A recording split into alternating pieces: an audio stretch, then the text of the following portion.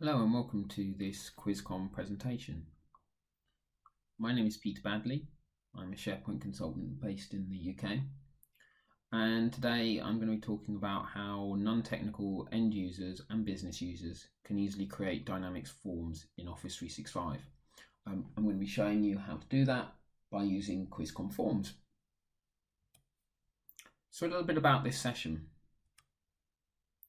I'm looking at some real-world scenarios I have seen. So projects, clients I've worked with over a number of years, and some challenges around how they manage simple data capture and processes, which are ideally suited to list management.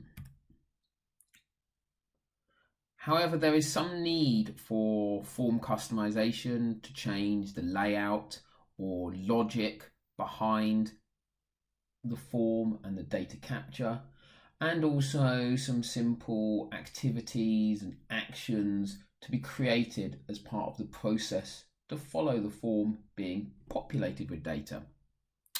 Previously, we would have used InfoPath and SharePoint Designer, but these are complex tools which require power users, SharePoint administrators, or paying for a SharePoint consultant to come and work with these tools.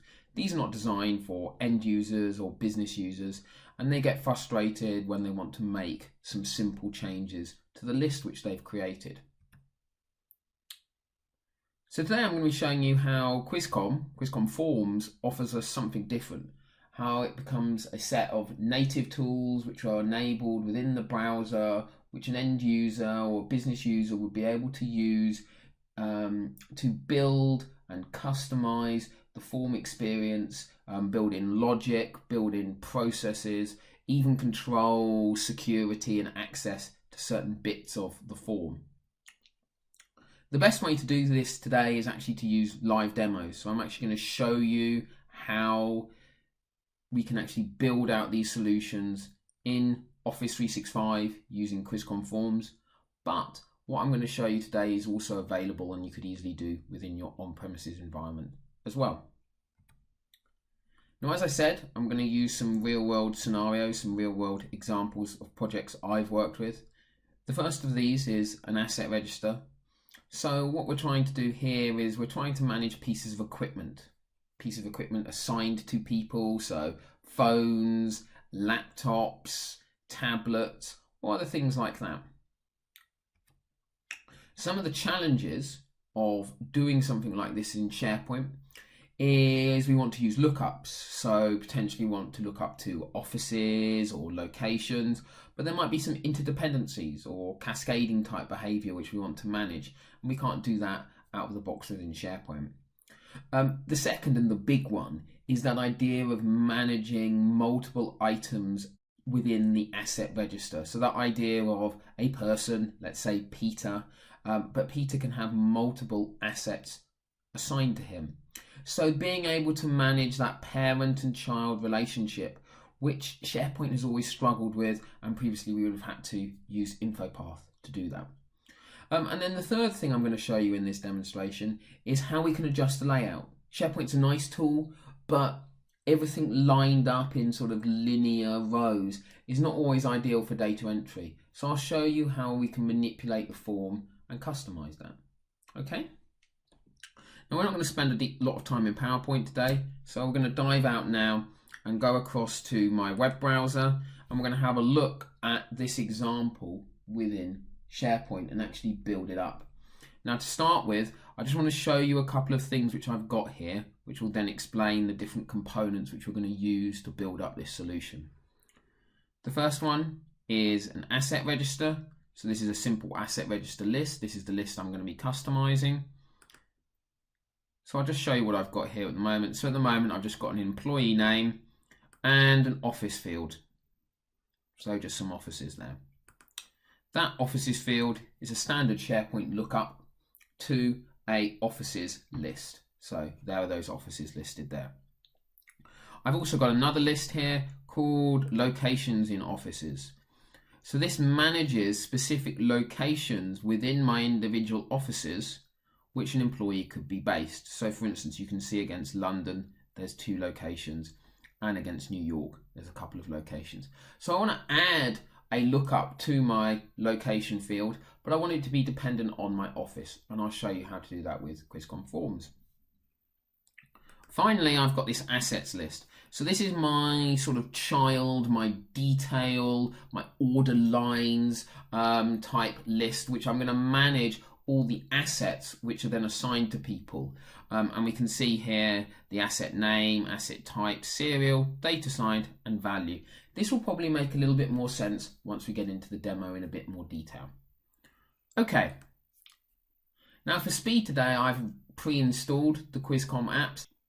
As I've already deployed these, if I go back to my asset register list and go to the list settings, you'll notice I've got an option here for Quizcon Forms. So I'm going to click on that. And once this is loaded, it will present me with a number of options in a reasonably familiar SharePoint interface. Now, the first demonstration which I wanted to show you today was that sort of interdependent lookup. So the lookup to locations dependent on the office which I specify within the form. Something which you can't do with SharePoint out of the box, so you would have relied on InfoPath or a developer to write us some code. Now I'm going to go down here to cascading lookup because that's the feature within Quizcon Forms which allows me to do that.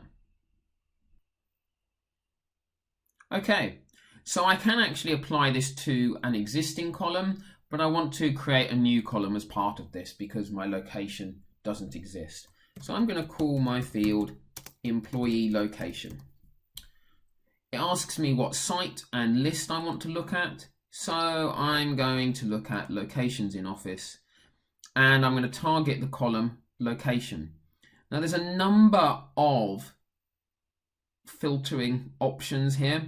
I'm going to choose the bottom one because that's what I actually want to do, and I want to filter it based on the office value. So I want to filter based on the office value within the asset register list. It's now going to ask me what's my filter criteria to apply. So this is looking at the locations in offices list. So I want to then specify which field is my filtering criteria. And in this case, it's office again.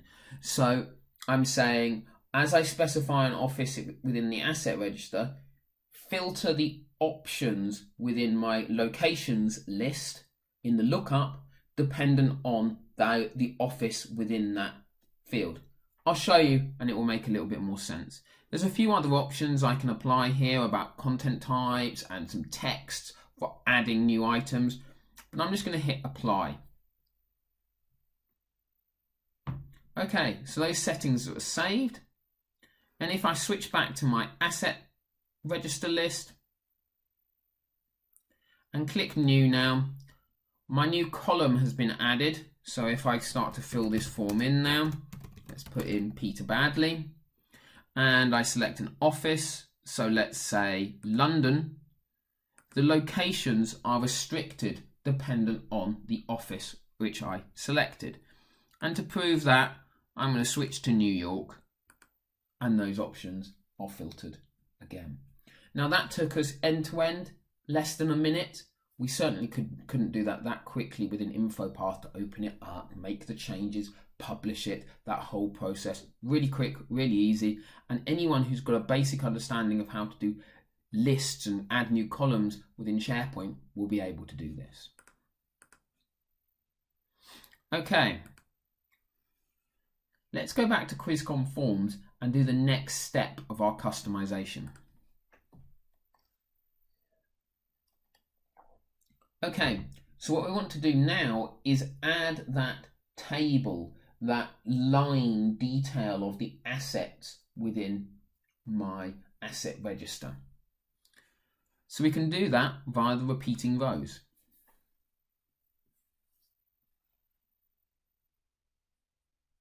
Okay, one of the things I really like about Quizcon Forms is each of these screens we go into, the interface is the same.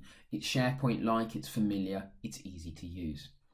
Okay, so I'm going to create a new repeating row column. So that's my column within my asset register, which is going to contain and link to my assets. So I'm going to call it assets. How many rows do I want created by default? So we'll start with 2 rows being displayed. And do we want to allow users to add rows? Yes or no? We might not want to. And we can put the text for what we want them to add it with. So I'm going to put add asset. Okay, so that's just some user interface stuff. The next bit's the key bit. Where do I want to target? So what's the list which is going to contain my child items, my assets? I want the assets list, and then it's going to ask me and prompt me for what columns I want to build up in my repeating rows. So I'm going to go asset name, asset type, data side, serial, and value. And then what I like is at the bottom here, it's actually going to give me a preview of how that table is going to look with the number of rows and the columns I've specified. And I can even apply total functions. So I'm going to apply a total to the value. And in this case, because it's a numeric option, I can specify a few different options such as sum. And I'm going to go total value. Brilliant. So I've very quickly, easily gone through and applied these settings. Let's hit create, and then let's go and have a look at what it's created for us. Okay, so going back to our asset register, clicking on new item, and we now see our table sitting there. So I can actually start to go in and populate this table with information and specify values, building up my lines of information,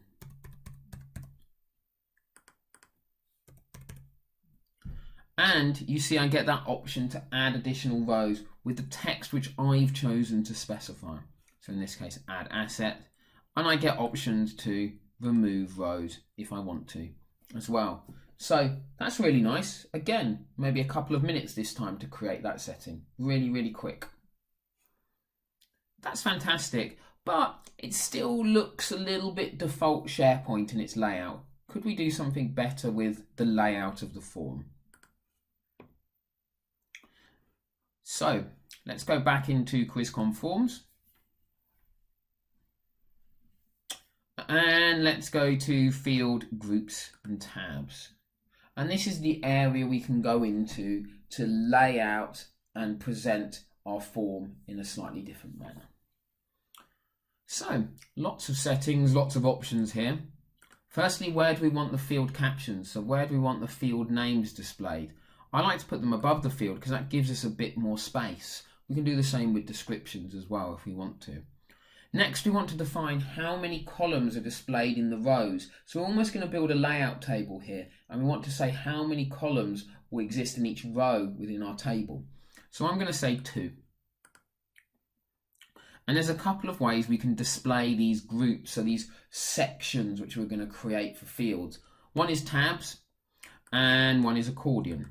I'm going to choose accordion in this case because I'll be showing you tabs in my next demo. A few other options there, but I'm going to create a new group. And the first group I'm going to create is for my basic employee details.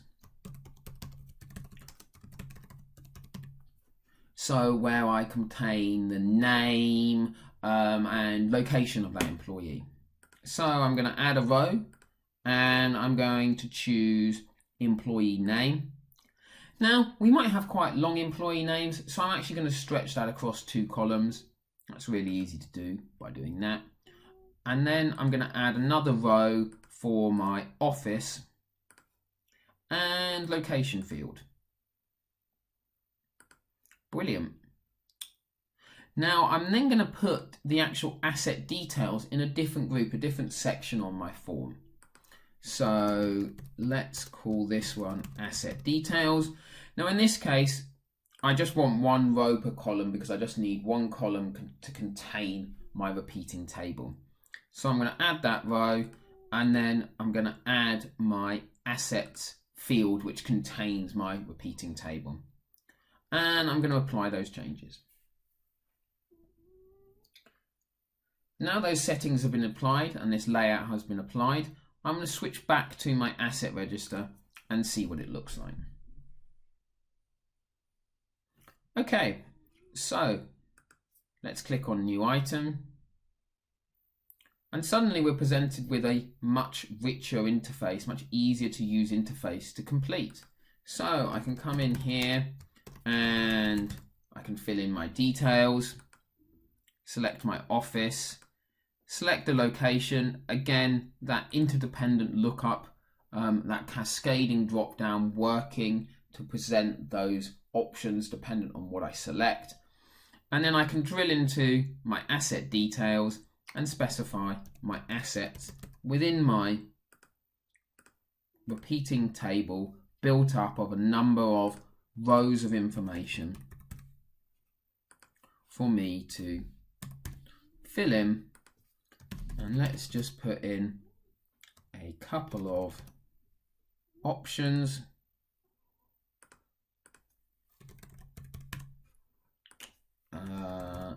And notice also how that total value builds up with that calculation which we put in place. And I'm just going to save that just to show you that those appearances also flow across to the display of my item. So if I click into this item, I can see that same form layout and even my repeating table displayed as we've been through and adjusted. Okay, fantastic. So that's our first little demo done of the asset register. I'm just moving back to PowerPoint just to show you the second demo and talk about the second demo, which I'm going to show you. So this is about a site visit. It's capturing the details of an engineer or a salesperson or someone going to a visit. And it's managing maybe multiple stages of data entry. So maybe someone more in an administration role will set up the details of the visit. The engineer will go and complete the visit, and then they'll come back and provide any notes or details of what they've done. And then at the end of it, the admin will ring back the customer and say, how did you get on? Was it okay? How do you rate the overall performance of the engineer? So, some of the challenges which we need to do. We need to manage those multiple stages of data entry and restrict visibility of information dependent on the stage or the individual user interfacing with it. And also maybe we just need to manage some activities and reminders for people to do certain things. Okay, so building on the complexity of what we did last time, and if we were trying to approach this solution without Quizcon Forms, we'd be reliant again on InfoPath, but also in this case on SharePoint Designer or a developer writing us some code. Okay, so switching back to my web browser, and I'm going to a new site. This one's called Site Visit. And there's a couple of lists which I've created already within this site. And I've also done some of the initial form customization which we've seen in the previous demo. So let me talk you through what I've got here. Firstly, I've got a clients list. You can see I've got a few clients. You're probably familiar with some of these companies. But I've got an extra piece of complication that I've defined some of these clients as active or not active. And I've created myself a view to just show me active clients.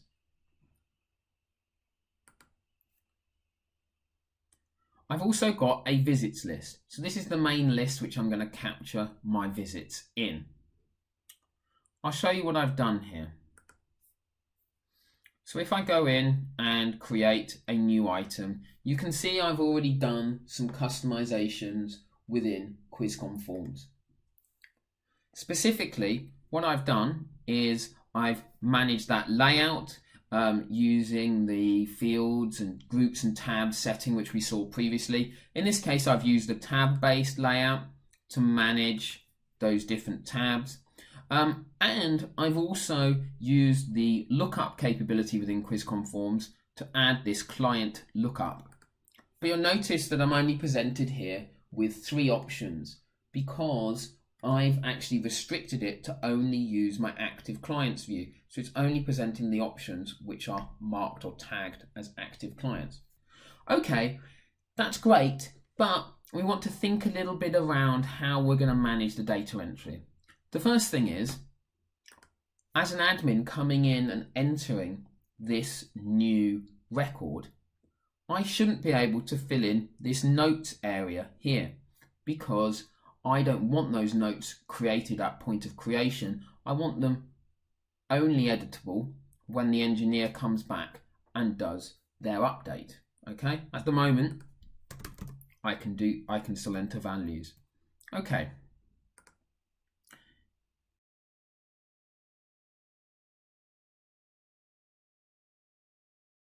What I'm going to use is I'm going to go into what's called dynamic column permissions. This allows me to control behavior of certain fields based on form states and conditions. So I'm going to take my notes field and I'm going to add a new rule to apply some specific permissions. And in this case, I'm just going to take the new item form.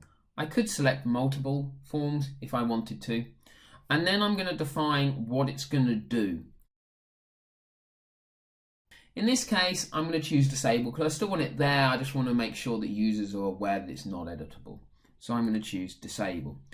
Now, if I wanted to, I could apply some conditions here. So to say it's certain users or dependent on a specific field status or value.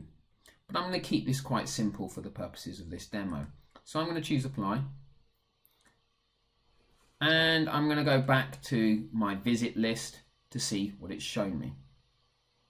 So if I come in now to that new item form,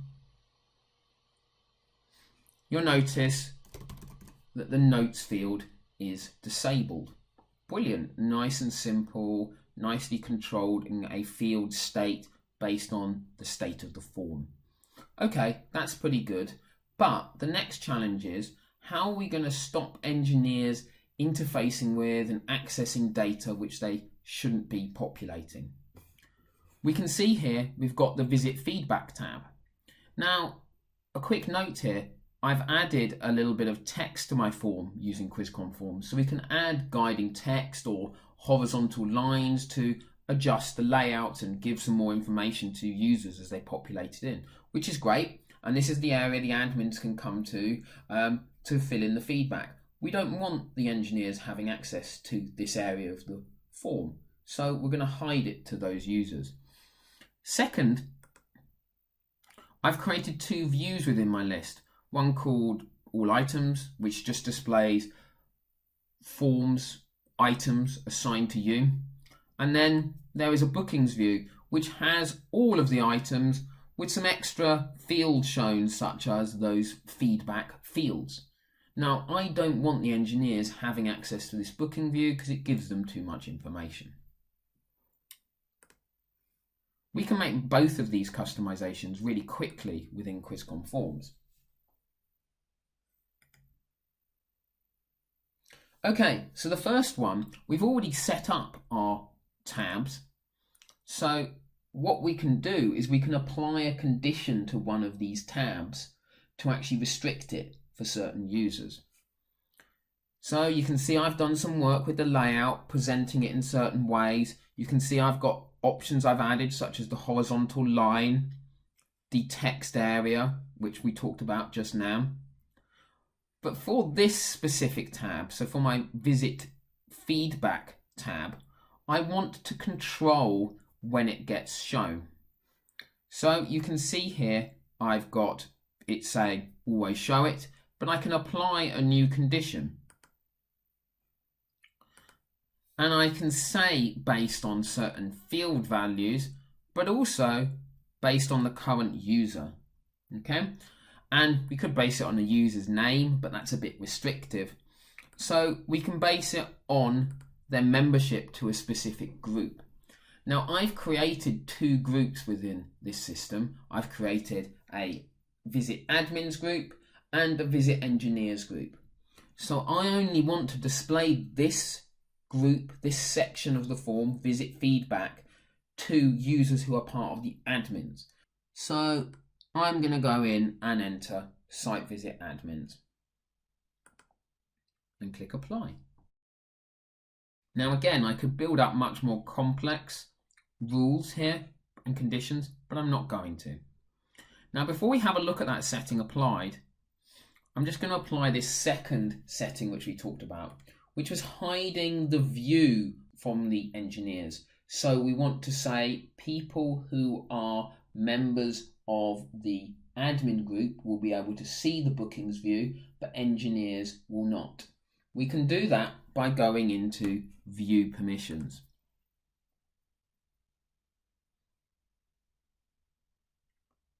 So you can see here a similar interface, and I can apply a new rule.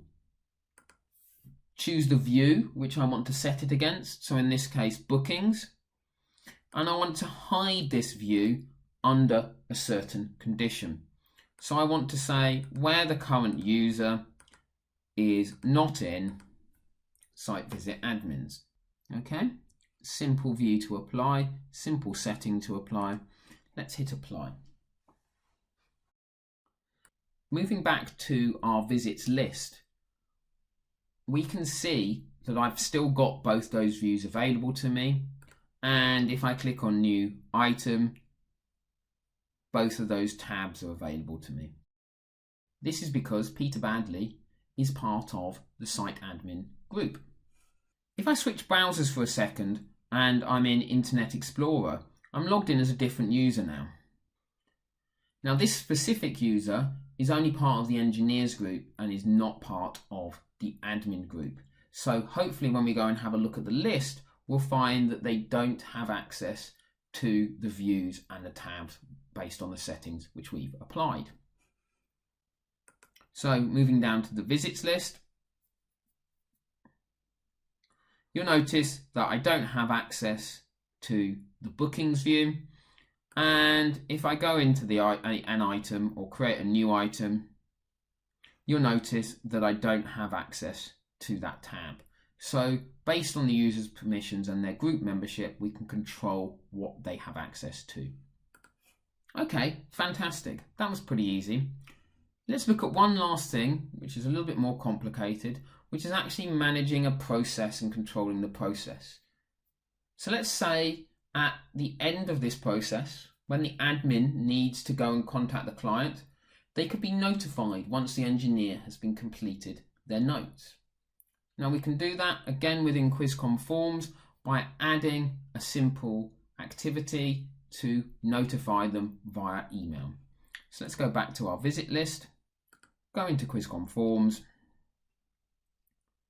Now I've done some initial setup, so I've created a base level activity. So this is our basic activity, which is going to be reusable if we wanted to use it on other lists in other parts of our site. And from that, we can create a custom action. Now we can create a number of different types of activities and use multiple of them within our actions. In this case, I'm just doing a simple email, but we could have more complex things like creating items or updating items within our site. So I'm going to create a new action. I'm going to do an automatic action. But note, I can also have a ribbon button action. So an action which a user could trigger themselves from the ribbon. I'm going to just give it a quick name.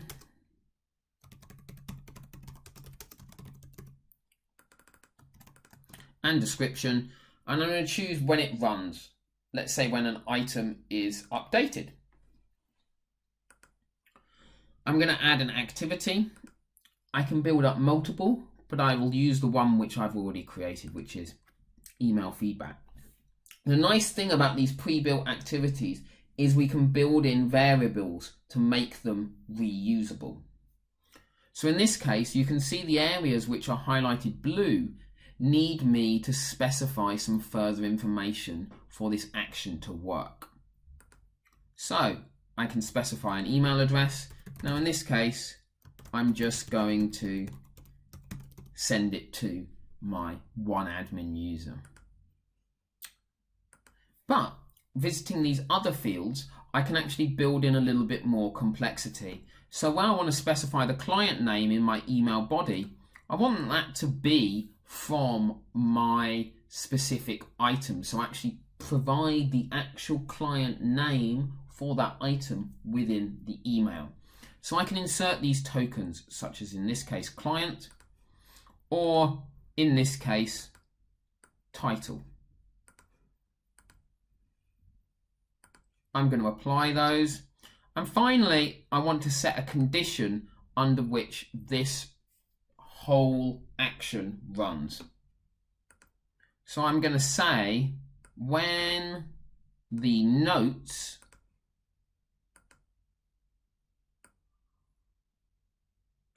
is not empty. So once some value has been populated into the engineer's notes. Now, activities and actions can be quite complicated, and we can build up some more complex logic behind that. I've chosen a simple example today just to show you the capabilities. Let's go back to my visits list and just run through this end to end. Okay, so firstly, starting off as my site visit admin, I go in and I create a new booking for an engineer. So let's populate some simple data. Let's choose Fabricam. Specify my engineer. Give it a title. Set a start.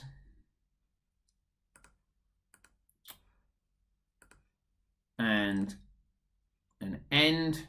Let's say it's going to take a couple of hours. Put in a description.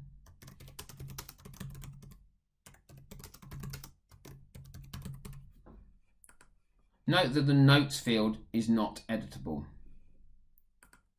I'll hit save. I can see that items populated into my bookings list. Switching browsers again for my engineer user and going down to my visits. I can see this visit here because it's assigned to me. I can't see the bookings view, so I can't see other people's bookings. Let's go into this item. Just because I wanted to show you a really neat bit of capability out of the box with Quizcon Forms, I've got this print button here. So if I wanted to print off the details of this and take it with me, I could do. I don't want to do this at this point, so I'm just going to click edit. Now remember that that notes area was disabled at the point of creation, but now because I'm coming in and editing it, I can specify some notes.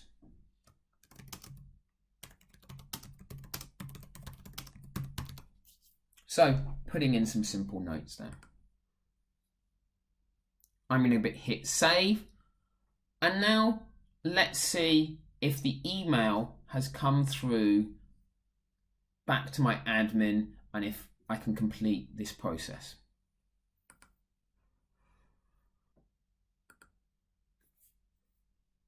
So in Outlook, I can see that my email has come in, and notice that the specific parameter text which I'd specified from my list items are now being populated.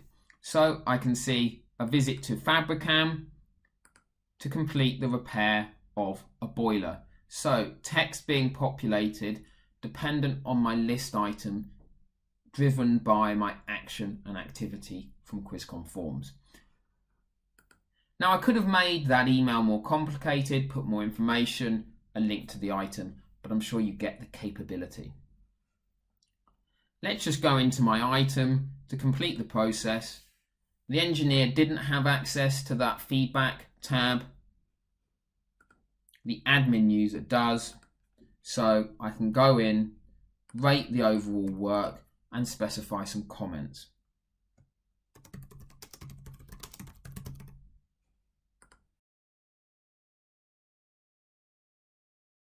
Okay, fantastic.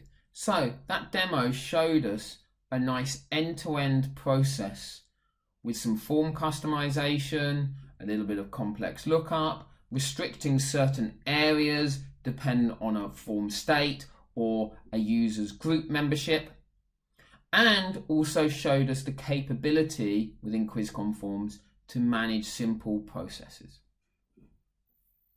Okay, just to quickly summarize, today I've shown you a quick demo of the capability of Quizcon Forms, picking on two specific scenarios of real-world cases which I've come across, but also just showing you some of the capability of Quizcon Forms, how we can take standard SharePoint lists and in an easy-to-use, familiar interface, manage things like layouts, interdependent fields, restricting certain parts of the form, and even simple processes. All of these pieces which we've done today would have previously required InfoPath or SharePoint Designer or assistance from a SharePoint developer. These tools offered by Quizcon Forms allow end users to easily build out these solutions using their existing skills which they have working with SharePoint lists. Thank you very much for watching this presentation. If you'd like a little bit more information, you can either visit the Quizcon website, where you can download free trials for either Office 365 or on premises, or you can contact us via email.